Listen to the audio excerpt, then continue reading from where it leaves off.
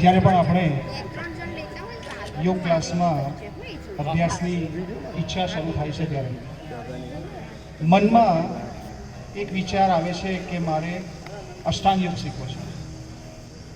અષ્ટાંગ યોગ એટલે કે ઋષિ પતંજલિ નિર્દેશિત 8 અંગોનો યોગ. પરંતુ આપણે જ્યારે એડમિશન લઈએ છીએ આપણી આ સંસ્થામાં લો કે દુનિયાના કોઈ પણ ક્લાસમાં તમે એડમિશન લેશો, આપણે હઠયોગનો અભ્યાસ કરીએ છીએ, અષ્ટાંગ યોગનો આપણે નહીવત અભ્યાસ કરીએ છીએ.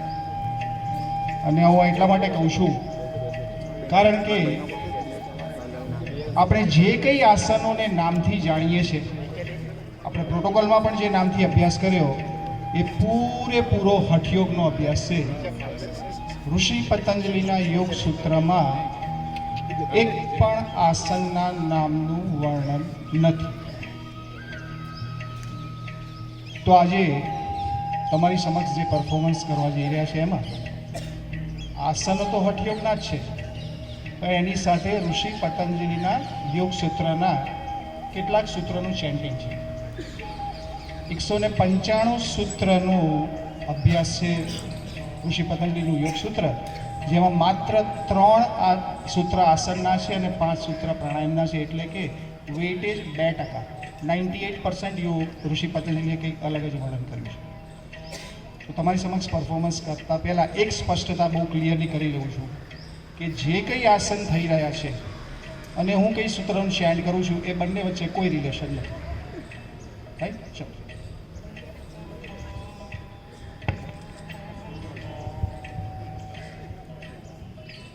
ઓમ પરમાત્મને નમઃ.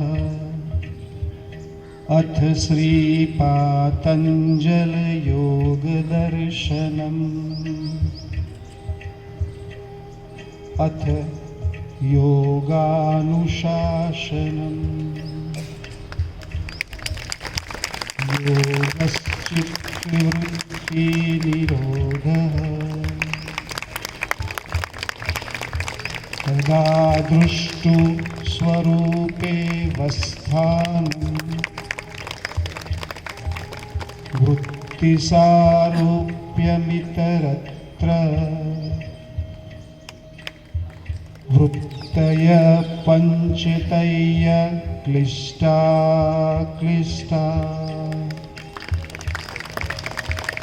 प्रमाण विपर्यय विकल्प निद्रा स्मृतय. अभ्यास वैराग्याभ्यां तन्निरोध. तत्र स्थितो यत्नो अभ्यास.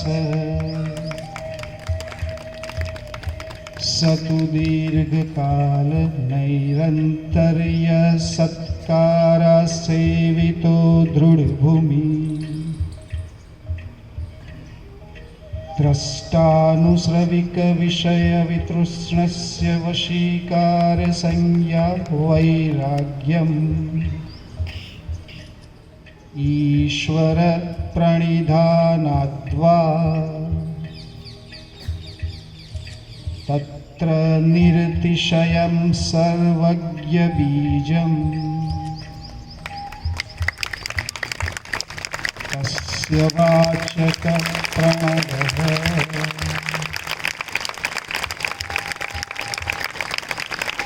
तज्जपस्तदर्थभावनम्.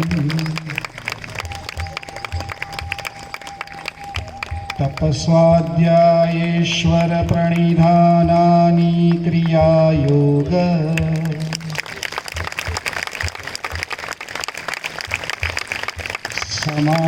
समाधिभावनार्थ क्लेशतनुकरणार्थश्च.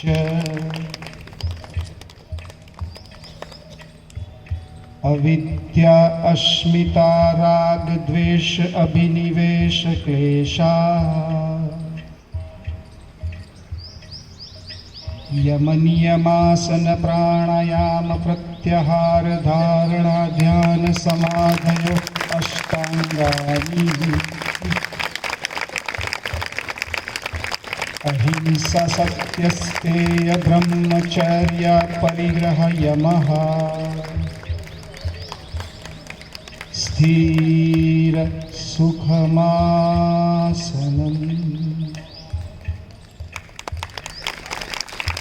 प्रयत्न सैथिल्यानंत समापतिर्याम्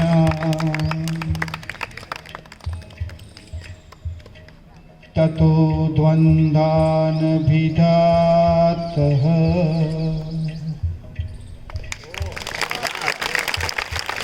तस्मिन् सति श्वास प्रश्वास गतिर्विच्छेद प्राणाय स्वविषया संप्रयोग चित्तस्वरूपानुकार इवेन्द्रियाणां प्रत्याहार देशबन्ध चित्तस्य धारणा तत्र प्रत्यय एकतानता ध्यानम्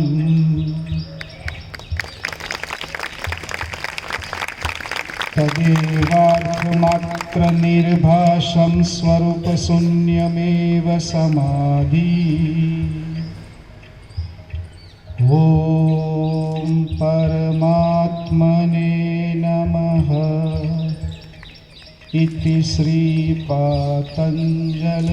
योगदर्शनम्।